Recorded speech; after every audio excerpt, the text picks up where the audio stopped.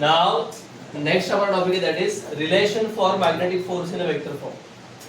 तो लास्ट में हमने देखा था कि मैग्नेटिक फोर्स का फॉर्मूला देखा था. नेक्स्ट अभी हमें देखना है कि ये जो मैग्नेटिक फोर्स है और मैग्नेटिक फील्ड है इसके बीच में रिलेशनशिप क्या होता है वो देखते हैं. सबसे पहला क्या आएगा आपका, यहाँ पर एफ एम बार का फॉर्मूला देखा था हमने, क्या Q into V bar cross V bar. लेकिन यहाँ पर एक नया टर्म आ गया आपका, यहाँ पर एन कैप. ये एन कैप मतलब होता है आपका यूनिट वेक्टर जो क्या करेगा आपको direction of magnetic force show करने का काम करेगा. इसका फॉर्मूला के अंदर कोई सिग्निफिकेंस नहीं है. यूनिट वेक्टर का काम सिर्फ इतना ही होता है कि वो आपको क्या शो करेगा, डायरेक्शन शो करेगा कि जिस डायरेक्शन में आपका मैग्नेटिक फोर्स रहेगा आपका ये यूनिट वेक्टर पे क्या रहेगा उसी डायरेक्शन में रहेगा. अब इसका नाम ही यूनिट वेक्टर मतलब क्या, उसका जो वैल्यू रहेगा वो कितना रहेगा, ऑब्वियसली 1. जितने भी वेक्टर्स के ऊपर कैप आएगा उसको हम लोग बोलते हैं यूनिट वेक्टर, इसका वैल्यू 1 रहेगा. तो यहाँ पर इनटू 1 किया हुआ है इन शॉर्ट. ठीक है ना. अभी यहाँ पर क्रॉस मल्टीप्लिकेशन है. हमने पढ़ा हुआ है कि अगर a बार क्रॉस b बार है तो उसको नॉर्मल फॉर्म में कैसे लिख सकते हैं, a b sin theta. Vector product के अंदर देखा था हमने दो टाइप के प्रोडक्ट्स होते हैं. अगर डॉट प्रोडक्ट रहेगा तो cos थीटा आता है, अगर क्रॉस प्रोडक्ट रहेगा तो sin थीटा आता है. तो यहाँ पर v बार क्रॉस b बार को कैसे लिख सकता हूँ मैं, vb sin थीटा. तो फॉर्मूला क्या बनेगा, q vb sin theta into n cap. और ये जो थीटा है वो किसके बीच का एंगल है, दोनों के बीच का. जैसे यहाँ पर a बार क्रॉस b बार के बीच का एंगल क्या रहेगा, थीटा. वैसे यहाँ पर b बार क्रॉस b बार के बीच का एंगल क्या रहेगा आपका, थीटा. तो वही है कि theta is angle between v bar and b बार. लेकिन आपका v बार और b बार ये दोनों क्या है, एक दूसरे को परपेंडिकुलर है.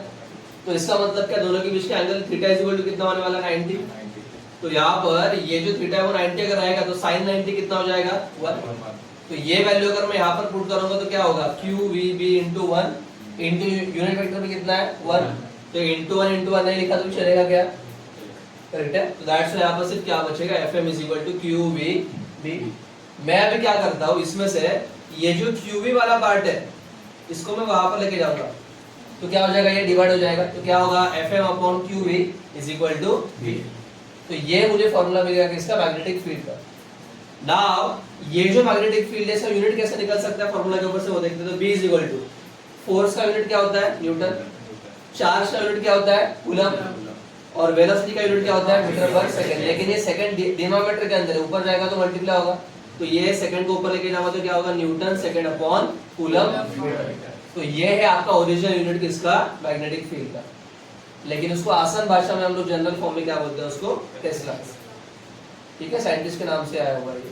तो यहाँ पर ये जो 1 टेस्ला है उसका वैल्यू रहता है 10⁴ गॉस. ये गॉस भी कभी कभी यूनिट यूज करते हैं, थोड़ा ही कन्वीनियंट रहता है यूज करने के लिए. लेकिन ऐसा यूनिट आपका टेस्ला ही रहेगा. ठीक है. नाउ अभी देखेंगे कि ये जो मैग्नेटिक फोर्स है उसका डायमेंशंस क्या रहेगा. ठीक है. तो उसके लिए वही सेम, पहला unit of magnetic force field कितना, टेस्ला. उसका अगर मैं डेफिनेशन बनाने के लिए जाऊंगा, मेरे पास फॉर्मूला है. अगर 1 टेस्ला मुझे अगर मैग्नेटिक फील्ड चाहिए तो सिंपली क्या रहेगा, फोर्स 1 न्यूटन होना चाहिए, चार्ज 1 कूलम होना चाहिए, वेलोसिटी भी 1 मीटर पर सेकंड होना चाहिए. वही आपको लिखना है वर्ड्स में. If 1 newton force is acting on a charge of 1 coulomb moving with the velocity of 1 metre per second which is perpendicular to b bar, then magnetic field is said to be 1 tesla. तो मतलब मुझे अगर 1 Tesla value को भी मिलेगा जब force भी 1 Newton रहेगा, चार्ज भी 1 कूलम रहेगा, वेलोसिटी भी 1 मीटर पर सेकंड रहेगा, तभी मेरा फोर्स मैग्नेटिक फील्ड कितना रहेगा, 1 टेस्ला. नाउ इसका भी यूनिट अपना डायमेंशंस कैसे आता है आपके फॉर्मूला के ऊपर से, f अपॉन q फॉर्मूला है. नाउ मैंने यहाँ पर बाजू में इसका डायमेंशन निकाल के रखा हुआ है. जो फोर्स है, फोर्स का डायमेंशन कैसा आएगा, नॉर्मली फोर्स का फॉर्मूला क्या है, m into a. मास का यूनिट क्या होता है, किलोग्राम. एक्सेलरेशन का मीटर पर. अब यहाँ पर किलोग्राम है, किलोग्राम में मतलब क्या, मास है. तो मतलब क्या आएगा डायमेंशन उसका, किलोग्राम का m1. देन मीटर है, मीटर मतलब क्या है, लेंथ है. तो क्या आएगा L1. और s⁻² है, s मतलब क्या, सेकंड ना. लेकिन ये सेकंड डिनोमिनेटर में ऊपर जाके क्या होगा, s⁻². तो ये क्या टाइमिंग है ना, तो इसलिए क्या आएगा t⁻². समझ में आ रहा डायमेंशन कैसा आ रहा है वो. ठीक है. देन अगला है आपका चार्ज के लिए. मैं क्या कर रहा हूँ, हर एक टर्म का यहाँ पर डायमेंशन निकाल के दे रहा हूँ एक ही साइड में. तो यहाँ पर चार्ज का फॉर्मूला क्या होता है, I into T. अब आप बोलोगे सर ये कहाँ से आया, हमारे पास करंट का फॉर्मूला है, चार्ज अपॉन टाइम.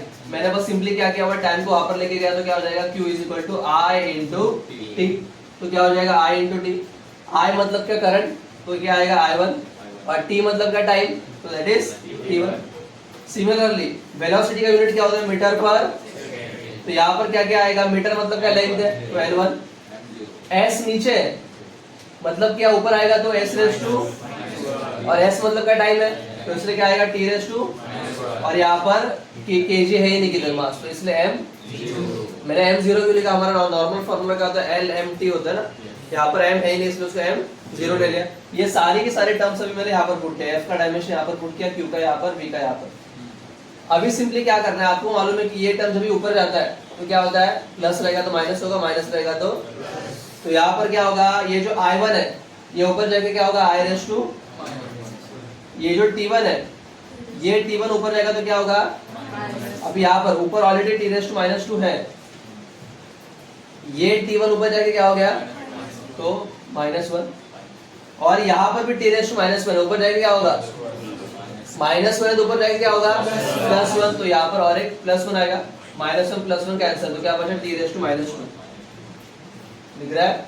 देन अगला देखो ये L1 भी अभी ऊपर ऑलरेडी L1 है, ये जो L है L1 वहां पर क्या होगा, -1, तो -1, तो 1 - 1 0, तो L रेस टू 0, इसलिए L रेस टू 0 है।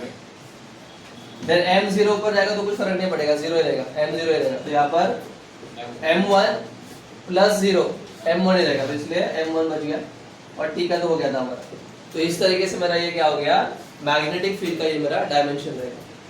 नाउ उसके बाद अभी देखेंगे हम लोग मैग्नेटिक फील्ड के ऊपर एक न्यूमेरिकल देखेंगे। नाउ नेक्स्ट अभी न्यूमेरिकल हमें सॉल्व करना है, दैट इज आपको दिया हुआ है an electron moving with the velocity of 5 × 10⁷ metre per second enters a magnetic field of 1 Weber per meter square at an angle of 30 degree.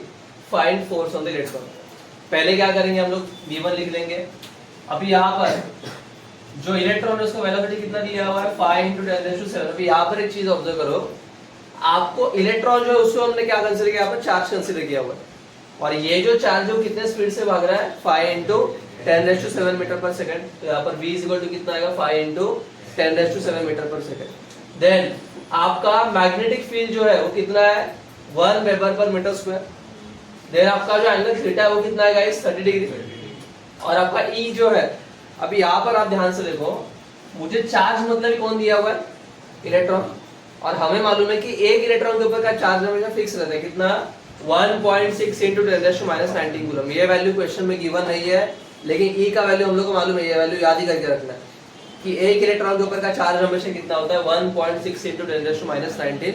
ये 11 में के अंदर भी था आपको, तो दैट्स व्हाई यहाँ पर E = मैंने क्यों लिया हुआ है, बिकॉज़ यहाँ पर चार्ज ही कौन है, इलेक्ट्रॉन है, तो उसका का चार्ज तो उतना ही रहेगा फिक्स ना। मुझे निकालने के लिए बोला F, तो हमने देखा था कि F का जो फॉर्मूला है, ये F का फॉर्मूला क्या देखा था हमने, that was QVB sin theta into n cap था, लेकिन उसका कुछ रोल है नहीं, n कैप का वैल्यू वैसे भी 1 ही है, तो न्यूमेरिकल में उसका कुछ यूज नहीं है। तो यहाँ पर क्या आएगा, F = Q का वैल्यू कितना है गाइस, 1.6 × 10⁻19 इनटू V का वैल्यू कितना है, 5 × 10⁷ इनटू B कितना है, 1 इनटू sin थीटा कितना दिया गया, 30। ठीक है, तो वैल्यू आपको सबमिट करना है। पहले क्या होगा, जो पावर से ये पावर के बीच में क्या मल्टीप्लिकेशन है, तो मल्टीप्लिकेशन रहेगा, और बेस सेम है तो क्या होगा, पावर्स ऐड हो जाए, तो यहाँ पर क्या होगा, 1.6 × 5 इनटू 1, 1.6 × 5 इनटू 1 नहीं लिखा तो भी चलेगा, पावर को एक साथ लिखता हूँ, तो यहाँ पर क्या आएगा, इनटू 10⁻19 प्लस पावर्स ऐड हो गया ना आपके यहाँ पर, और यहाँ पर उसके साथ sin 30 कितना रहेगा आपका, sin 30 रहेगा आपका 1/2, तो क्या हो जाएगा फिर यहाँ पर F = अभी जो डिवाइड होने लगे वो करो। अभी यहाँ पर देखोगे तो 2 और ये 1.6 डिवाइड हो सकता है, करेक्ट है, कितना आएगा, 2 और 1.6 डिवाइड करेंगे तो यहाँ पर आएगा आपका 0.8, देखो ना ये 2 1 2, अरे 2 8 तो 0.8, तो 0.8 × 5 करना है, 8 5 40, तो कितना आएगा, 4.0, मतलब कितना 4, सो 4 × 10⁻⁻19 + 7 कितना आएगा, -,